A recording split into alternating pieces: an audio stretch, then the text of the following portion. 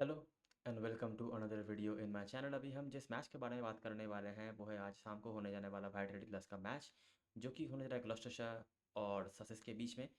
इसके पहले इस मैच की एनालिसिस हम स्टार्ट करें, कल वाले मैच की वीडियो के लिए सबसे माफ़ी मांगना चाहूँगा मैं, क्योंकि कल मैंने नोटिस नहीं किया था कि वीडियो की साउंड क्वालिटी ऐसी थी और बहुत सारे एडिटिंग में एरर्स हो गए थे जो कि अपलोड होने के बाद मुझे दिखा, और अपलोड होने के बाद इतना टाइम मेरे पास नहीं था कि मैं फिर से वीडियो को रिकॉर्ड करके अपलोड करूं। तो वो मुझे बाद में दिखा, उसके लिए माफ़ी मांगता हूं मैं सबसे। आई होप आपने मैनेज कर लिया होगा, साउंड का भी थोड़ा इशू था। तो आज की वीडियो में ये चीज़ें आपको प्रॉब्लम नहीं होंगी और मैं उम्मीद रखता हूँ सब कुछ सही रहेगा। बात करते हैं इस मैच के बारे में। अगर आप करेंट लीग पोजीशन को देखोगे तब भी आपको समझ में आ जाएगा कि किस हालात में है दोनों टीम। ससेक्स टेक्निकली अभी भी मौका है, अगर हम मैथमेटिकली सोचेंगे तो ग्लॉस्टरशायर के पास ऐसा कोई मौका उनके पास भी है, मगर ससेक्स के पास मैं कह रहा हूँ है तो ग्लॉस्टरशायर के पास भी रह सकता है। 2 ही पॉइंट का डिफरेंस क्योंकि है, और आपको हर मैच जीतने के लिए 4 पॉइंट्स मिलते हैं, तो टेक्निकली ससेक्स पहुँच सकते हैं 30 पे, ग्लॉस्टरशायर पहुँच सकते हैं 28 पे। लेकिन बहुत सारे परम्यूटेशन और कॉम्बिनेशन आ जाएंगे यहाँ पे, तो दोनों ही टीमों के लिए जीतना बहुत ज़रूरी है, और लेकिन जीत कोई एक ही टीम सकते हैं। अगर आपको नहीं पता है दोनों टीमों की हालत कैसी चल रही है, तो ग्लॉस्टरशायर को अपनी बॉलिंग के ऊपर बहुत डिपेंड करना पड़ता है। ऐसा नहीं है कि उनकी बैटिंग बुरी है, लेकिन कोई एक आध बैट्समैन इनकी तरफ से ऐसा नहीं है जो खड़े रहेंगे और कहेंगे कि नहीं मैं 50-60 रन या बड़ा स्कोर जो है इंडिविजुअली बना के दूंगा, और जिनके ऊपर वो ऐसा डिपेंड नहीं कर सकते। ऐसा कोई बैट्समैन उनके पास नहीं है। लेकिन बॉलिंग यूनिट में इनके पास 3 से 4 अच्छे खासे पेसर्स हैं, और अगर ये पेसर्स सही चल गए स्पेशली ओपनिंग स्पेल्स में, तो इनकी बॉलिंग अच्छी दिख जाती है, और इन्होंने इस सीज़न में इस काफ़ी सारे मैचेस में ऐसा किया भी रखा है। बैटिंग थोड़ी सी इनकन्सिस्टेंट है लेकिन ठीक ठाक रहा है, लेकिन अगर बॉलिंग अच्छी रही तो ये मैचेस जीतते हैं। सेम बात हम ससेक्स की तरफ से नहीं कह सकते, इनके बॉलिंग के ऊपर आप बिल्कुल भी डिपेंड नहीं कर सकते हैं। और इनकी कभी बॉलिंग स्ट्रेंथ रही भी नहीं है, बैटिंग के ऊपर इनका भरोसा चल रहा था और पिछले सीजन में बहुत बढ़िया भी किया था जिसकी वजह से इन्होंने, लेकिन इस सीजन में वो भी बहुत अच्छा नहीं चला है, इसीलिए लीग स्टेज में वो लीग टेबल में वो इतने नीचे हैं। बॉलिंग भी स्ट्रेंथ नहीं है, और लगभग लगभग अगर ये मतलब बॉलिंग फर्स्ट करते हैं तो 190 180 के ऊपर कंसीड करते रहते हैं, और अगर ये बैटिंग फर्स्ट करके डिफेंड करने जाते हैं उस चेज़ को तो बहुत आराम से टीमें चेज़ कर लेती है। बैटिंग थोड़ा अच्छा है आप कहेंगे, लेकिन वो भी बहुत ज़्यादा कंसिस्टेंट नहीं हुआ है। लास्ट कुछ मैचेस में बैटिंग उनका बिल्कुल भी अच्छा नहीं हो पाया है, जिसकी वजह से वो लीग टेबल में बहुत नीचे पहुंच गए हैं। ये मैच वैसे शिल्टनहम में होने जा रहा है, यहाँ पे ज़्यादा मैचेस हुए नहीं हैं रिसेंट टाइम्स में, तो इसीलिए थोड़े से इन्फॉर्मेशन हमारे पास कम रहेंगे ग्राउंड के बारे में। लेकिन जो भी है मैं आपसे शेयर डेफिनेटली करूँगा। वेदर क्लाउडी है, बारिश के आसार हैं।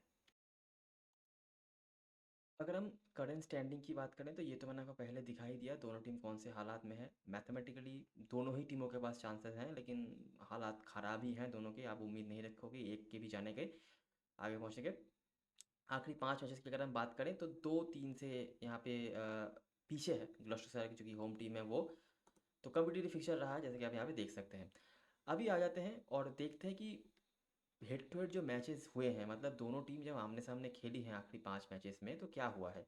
यहाँ पे हम आखिरी 5 मैच जो हुए हैं दोनों टीमों के बीच में उन मैचेस को फॉलो करने की कोशिश करेंगे, और वहाँ पे देखेंगे कि होता क्या है। अगर कोई इंडिविजुअल परफॉर्मर्स निकल के आए तो उनके बारे में भी हम बात करेंगे। अच्छा, मैं पहले आपको समरी पे लेकर चलता हूँ ताकि आप समझने में आसानी हो। तो ये यहाँ पे आपको ग्लॉस्टरशायर के पेसर्स जो हैं बहुत अच्छा करते हुए दिखेंगे, जो मैंने आपको पहले ही बताया ना कि उनके पे जो बॉलिंग अटैक है वो उनके पेसर्स के ऊपर डिपेंड करते हैं, तो उसका एग्जांपल आपको यहाँ पे बहुत अच्छी तरीके देखने को मिल जाएगा। लेकिन फिर भी ग्लॉस्टरशायर उतना अच्छा नहीं कर पाते हैं क्योंकि उनकी बैटिंग उतनी अच्छी नहीं दिखती है। लास्ट मैच जो हुआ था दोनों टीमों के बीच में 100 रन के भी नीचे बॉल आउट हो गए, और याद रखना यहाँ पे हम ससेक्स की बॉलिंग की बात कर रहे हैं जिनकी बॉलिंग उतनी स्ट्रांग है नहीं, लेकिन इस फिक्सचर में ससेक्स के बॉलर्स अच्छा करते हैं। मतलब ग्लॉस्टरशायर के पेसर्स तो अच्छा करते ही हैं, कभी कभी ससेक्स के बॉलर्स भी अच्छा करते हैं, तो इसीलिए हम इसको बॉलर्स फिक्सचर कह सकते हैं। एवरेज और लेस देन एवरेज स्कोर यहाँ पे बनता है। अगर हम एवरेज 150 160 को पकड़ कर चलें तो उसके आसपास रन बनते हैं या उससे नीचे आपको स्कोर बनता हुआ दिखता है, और चेजिंग टीम यहाँ पे 3-2 से आगे है। अगर हम मैचेस को फॉलो करेंगे तो अच्छा, ये जो ग्राउंड पे मैच होने जा रहा है यहाँ पे पिछले सीजन में 3 मैचेस हुए थे, उसके पहले 3-4 सीजन तक कोई मैच नहीं हुआ है, तो इस पर्टिकुलर ग्राउंड पे मैच ढूंढने का कोई मतलब नहीं है हेड टू हेड में। बाकी जो मैचेस यहाँ पे हुए हैं अगर हम उनको फॉलो करेंगे तो आप देखेंगे कि यहाँ पे ससेक्स ने 160 बनाया, रन जो बनाया ठीक है, लेकिन विकेट्स यहाँ पे 9 गिरे।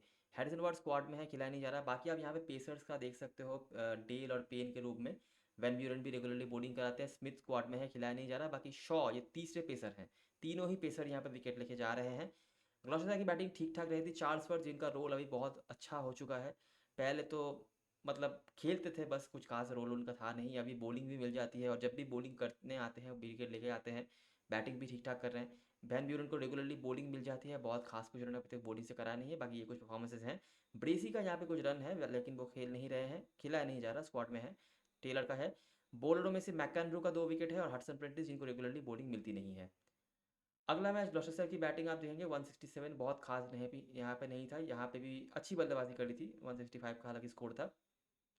टेलर का और चार्ल्स वर्थ का रन आपको फिर से देखने मिलता है हैमॉन्ड बैंक्रॉफ्ट के साथ। यहाँ पे मिल्स मिल्स कंसिस्टेंट नहीं है, लेकिन जिस दिन लेते हैं बंचेस में लेते हैं। मैकएनरू का नाम यहाँ पे फिर से आया है, 2 विकेट लिया है उन्होंने। ससेक्स अगर आप नोटिस करोगे, देखो लास्ट बॉल तक उनको खींचा, 7 विकेट्स निकाले, मतलब ग्लॉस्टर के बॉलर्स का काम तो यहाँ पे भी अच्छा था। फिर से आप देखो 3 जो पेसर्स हैं, पेन, मैट टेलर, डेल यहाँ पे खेल रहे थे और डे लैंग भी खेल रहे थे। तो चारों के चारों ही पेसर्स ने यहाँ पे विकेट्स निकाले। वैन ब्यूरन का भी यहाँ पे विकेट है। अगला मैच यही एक मैच था जहाँ पे ससेक्स ने बहुत ज़्यादा रन बनाया, हालांकि 6 विकेट इधर भी निकला था और यहाँ पे भी आप 3 में से 2 पेसर्स का विकेट जो है देख सकते हो। बैटरों में से ये कुछ परफॉर्मर्स से मैकएनरू का आप नोटिस करो, यहाँ पे काफ़ी अच्छा रिकॉर्ड आ रहा है। बैटिंग से यहाँ पे रन बनाया उन्होंने, बॉलिंग से कुछ नहीं किया। मिल्स का परफॉर्मेंस है, ओली रॉबिन्सन को खिलाया नहीं जा रहा। कार्सन, कोस ये कुछ रहे हैं, कोल्स रन नहीं बनाए ह्यूजेस के साथ। यहाँ पे पिछले सीजन का जो सेमीफाइनल था बर्मिंघम पे जो मैच हुआ था, न्यूट्रल वेन्यू था ये, यहाँ पे 106 पर निपटा दिया ससेस को। फिर से नोटिस करो, शॉ, पेन, टेलर तीनों पेसर्स का नाम आया है। अभी 4 पेसर्स खिलाती है ग्लोस्टर की टीम। बाकी टॉम स्मिथ, ओली प्राइस के रूप में स्पिनर्स ने विकेट्स निकाले थे। ग्लोस्टर की बैटिंग डिसेंट रही और इन्होंने रन बना दिया। बाकी कुछ खास यहाँ पे नहीं है, मैकेंड्रू वगैरह कुछ भी यहाँ पे नहीं था। लास्ट मैच जो हुआ था दोनों टीमों के बीच में, ये होवे में हुआ था। ससेस 173, पिछले मैचेस के कंपैरिजन में थोड़ा ज़्यादा रन, लेकिन 10 विकेट यहाँ पे भी खोए। फिर से आप नोटिस करेंगे मैट पेन, टेलर, अमन राव खेल रहे थे पेसर के रूप में, बाकी इन्होंने भी विकेट्स निकाले। ह्यूजेस, कोज, इनका नाम पहले भी हम देख चुके। आलसॉप का एक बार यहाँ पे नाम आया था और यहाँ पे भी एक बार 28 का स्कोर उन्होंने बनाया था। ज़्यादा कुछ इंपॉर्टेंट तो नहीं है, आप लोगों ने स्मॉल लीग में। लेकिन ग्लॉस्टर की बैटिंग की हालत आप देखो, ठीक है। मिल्स जैसे मैंने बताया कंसिस्टेंट विकेट टेकर नहीं है, लेकिन जिस दिन लेते हैं बंचेस में लेते हैं। यहाँ पे 3 विकेट एक बार लिया, यहाँ पे विकेट्स नहीं, यहाँ पे 2 विकेट, यहाँ पे 4 विकेट, यहाँ पे विकेट नहीं। तो वो कंसिस्टेंट विकेट्स में नहीं आते हैं। ससेक्स की तरफ से एक ही बॉलर है जो पुराने बॉलरों में से हैं, ये मिल्स का नाम आपको दिखता है। कंसिस्टेंट नहीं है, लेकिन जिस दिन लेते हैं बंचेस में लेते हैं। और मैकेंड्रू का ठीक ठाक है, बैटिंग से भी एक आध कंट्रीब्यूशन उनके हैं। कोल्स का यहाँ पे अच्छा परफॉर्मेंस रहा है बैटिंग से, बॉलिंग से। इसके पहले वाले मैच पे भी जो हमने देखा था, यहाँ पे भी कोल्स ने एक विकेट निकाला था और उसके पहले भी उन्होंने एक विकेट और यहाँ पे 54 रन बनाए हैं। तो कोल्स ने लास्ट 3-4 मैचेस में अच्छा परफॉर्मेंस किया है। वो anyways percentage captain match captain होंगे, तो उनके बारे में बात करने की ज़रूरत यहाँ पे नहीं है। अगर हम इंडिविजुअल परफॉर्मर्स पे आ जाएंगे, तो जो नाम हमें देखने मिलेंगे बॉलर्स का, मैंने पहले ही बोला है बॉलर्स फिक्सचर है, सबसे कंसिस्टेंट बॉलर्स ही हैं। अच्छा, यहाँ पे टाइमल मिल्स का भी नाम आ सकता है, सासेक्स की तरफ से उन्होंने भी विकेट्स निकाले हैं। कंसिस्टेंट नहीं है, लेकिन जिस दिन लेते हैं बंचेस में लेते हैं। एक प्लेयर यहाँ पे बहुत अनोखे तौर पे आ रहे हैं, वो स्क्वाड में है, कल खेलेंगे या नहीं देखना पड़ेगा, वो है मैट टेलर। आपने नोटिस करी होगी मैट टेलर का 3 बार नाम आया है इस पूरे फिक्सचर में, ठीक है। ये लास्ट मैच रन बहुत कंसीड किया होगा, लेकिन 3 विकेट्स निकाले। उसके बाद यहाँ पे भी 3 विकेट एक बार निकाला था और यहाँ पे एक बार 3 विकेट, ठीक है। बॉलिंग सेकंड में एक बार, बॉलिंग फर्स्ट में 2 बार। ये तीनों ही मैचेस में खेला है मैट टेलर ने, और जब भी उन्होंने खेला है 3 से ना ज़्यादा ना कम, तो बहुत बढ़िया परफॉर्मेंस इन्होंने किया है। अगर खेलेंगे तो तब भी हो सकता है लोग उनको ज़्यादा ना देखें। और बाकी पेन तो कंसिस्टेंट है। इसके अलावा भी जो स्ट्राइक बॉलर्स खेलते हैं, कभी अजीत डेल खेलते हैं, कभी डेलैंग खेलते हैं, शॉ खेलते हैं, उन्होंने भी इस फिक्चर में विकेट निकाल के रखा हुआ है। और वहाँ से हमने मिल्स और मैकेंड्रू का देखा है, मिल्स ज़्यादा लेकिन विकेट्स उनके हैं। कंसिस्टेंट तो डेफिनेटली नहीं है, लेकिन विकेट्स उनके हैं। अच्छा, इस ग्राउंड के मैचेस की अगर हम बात करें, तो पहले मैं आपको समरी पे लेके चलता हूँ। जो अच्छा, समरी देखने की ज़रूरत नहीं है, 3 ही मैच है क्योंकि पिछले सीजन में 3 मैचेस हुए हैं। तो ये पहला मैच था, 150 यहाँ पे कंसीड किया। फिर से आप पेसर्स का यहाँ पे देख सकते हो, तीनों ही पेसर्स को विकेट मिले, पेन, शॉ, टेलर। पेन का यहाँ पे रिकॉर्ड देखना, ठीक है, पिछले सीजन में ही जो मैचेस हुए हैं, अन्य फॉर्मेट में नहीं कह रहा मैं, लेकिन T20 में रिकॉर्ड देखना। 5 ओवर की बैटिंग ही मिली सेकंड इनिंग्स में, हैमॉन्ड ने रन बनाया, बॉलिंग फर्स्ट 4 विकेट। फिर से बॉलिंग फर्स्ट 3 विकेट, टेल और शॉ फिर से विकेट्स में है, डेलैंग का भी विकेट है। हालांकि रन थोड़ा कंसीड किया था और यहाँ पे डिफेंड हो गया। 150 डिफेंड आप कह सकते हैं, ये डकवर्थ से छोड़ दो। 181 डिफेंड हो गया और 18 विकेट गिरे। पेसर्स का अपर हैंड है, कुछ विकेट स्पिनर्स ने भी निकाले थे। और लास्ट मैच जो हुआ, ग्लॉस्टरशायर ने पहले बैटिंग करके 206 रन बना दिए। टेलर ने 80 रन बैटिंग फर्स्ट में, टेलर ने 45 रन बैटिंग सेकंड में। ठीक है, बैंक्रॉफ्ट ब्रेसी के भी स्कोर्स हैं। पेन फिर से देखो, पेन, शॉ, टेलर और टॉम स्मिथ के भी कुछ विकेट्स यहाँ पे हैं, लेकिन वो खेल नहीं रहे हैं। लेकिन बैटिंग से टेलर और बॉलिंग से पेन बहुत बढ़िया कर रहे हैं। और तीनों ही मैच जो हमें मिल रहे हैं यहाँ से हमें इतना तो समझ में आ रहा है कि बैटिंग फर्स्ट टीम डोमिनेट कर रहे हैं। ठीक है, तो ये चीज़ें हम ग्राउंड से देख सकते हैं, ज़्यादा इन्फॉर्मेशन नहीं है।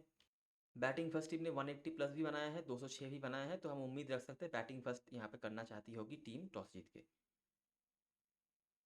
प्लेइंग यूनिट की अगर हम बात करें तो बैटिंग बहुत कंसिस्टेंट तो नहीं है। डार्सी शॉट जब से ओपनिंग करने आए हैं, फॉर्म देखो क्या फॉर्म चल रहा है इनका। परसेंटेज कैप्टन है, बॉलिंग क्वेश्चन नहीं देंगे लेकिन ये पकड़ कर चलना, अगर ये सही में बॉलर्स फिक्चर रहा तो सोचना पड़ेगा डार्सी शॉट को हम कैप्टन वैसे में बनाएंगे या नहीं। कभी कभी बॉलिंग करते हैं रेगुलरली लेकिन नहीं। लेकिन इनके अलावा हैमॉन्ड 23 के औसत में, बैंक्रॉफ्ट 18, चार्ल्सवर्थ ये औसत के साथ मत जाओ, ये रीसेंट फॉर्म उनका ठीक ठाक है। इनको पहले बहुत नीचे बैटिंग मिलती थी, अभी तो ठीक ठाक ऊपर आ रहे हैं बैटिंग करने।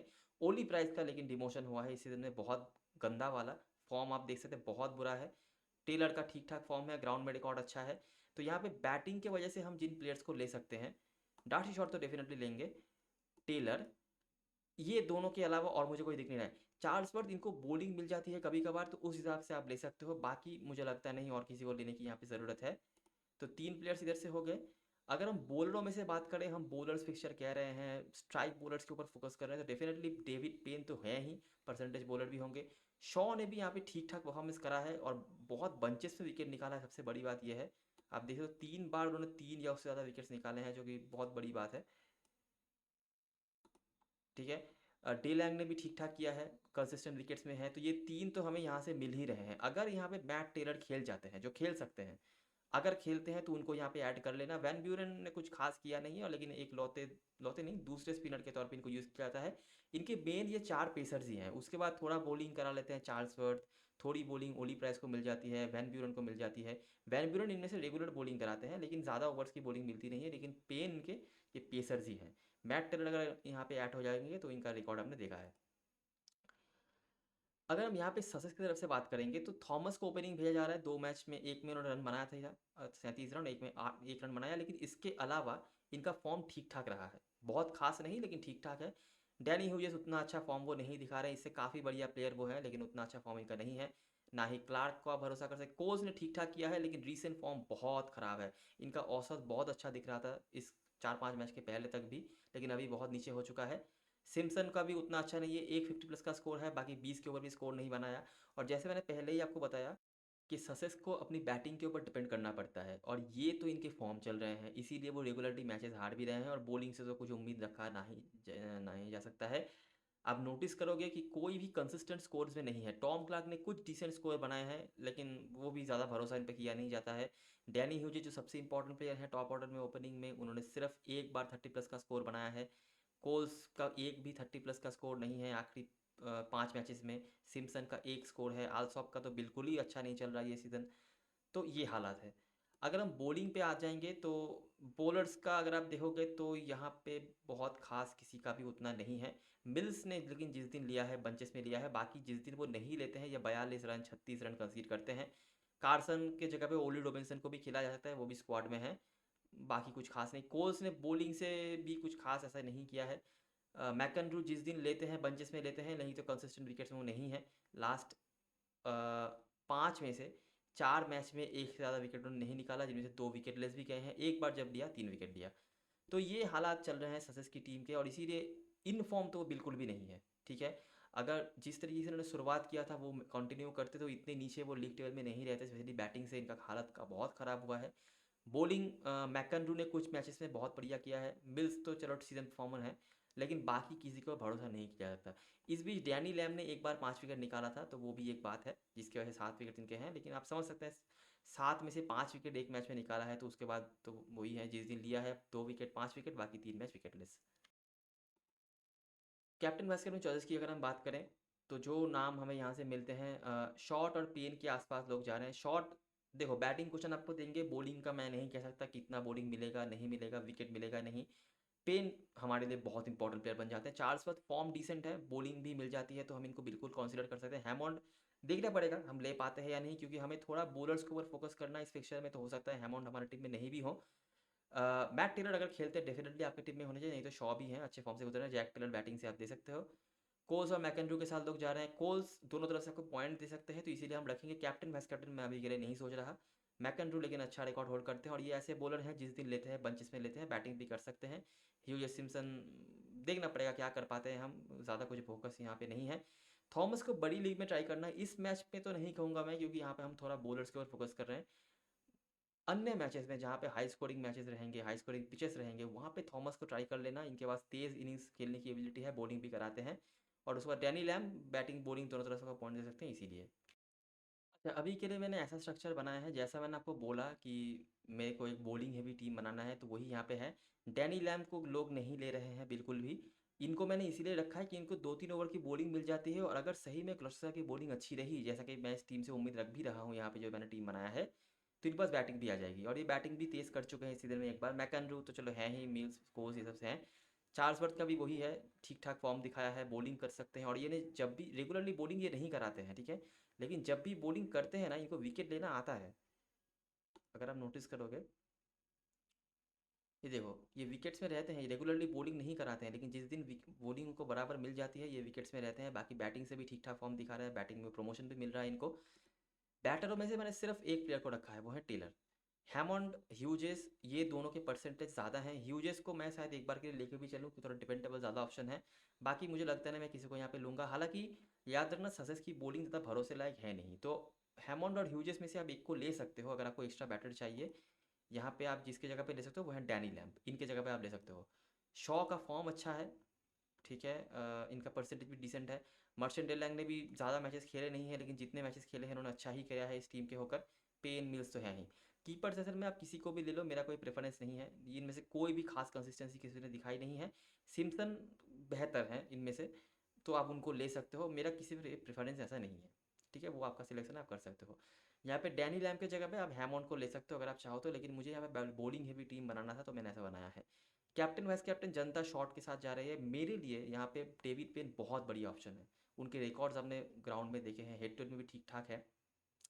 वाइस कैप्टनसी के रूप में चार्ल्सवर्थ को आप देख सकते हो, क्योंकि इनको 4 तक बैटिंग मिल जाती है, और चांसेस हैं कि इनको बॉलिंग भी मिले। नहीं तो अगर आपको सिर्फ बॉलर्स देखने हैं तो मिल्स के साथ जा सकते हो, लेकिन मिल्स के साथ जाने का रिस्क ये रहेगा कि ये हिट और मिस रहे हैं। अगर चल गए तो आपको 7वें आसमान तक पहुंचा देंगे, नहीं तो खाली हाथ जाते हैं, ठीक है। अगर मैट टेलर खेलते हैं, डेफिनेटली उनको टीम में रख सकते हैं आप। उनका रिकॉर्ड बहुत अच्छा है, फॉर्म बहुत अच्छा नहीं है डेफिनेटली, लेकिन 3 मैच 3 करके विकेट लिया, 9 विकेट लिए, ये कोई छोटी बात तो है नहीं, ठीक है। तो कुछ तो इम्पैक्ट उसका आ ही सकता है, तो उस हिसाब से आप उनको ले सकते हो। लेकिन मेरे लिए स्मॉल लीग में डेविड पेन सबसे लॉजिकल ऑप्शन दिख रहे हैं। वाइस कैप्टनसी के रूप में आप मिल्स को देख सकते हो, मैकनरू को देख सकते हो। मैकनरू बैटिंग क्वेश्चन भी दे देंगे, बाकी डार्सी शॉट तो परसेंटेज वाले हैं ही।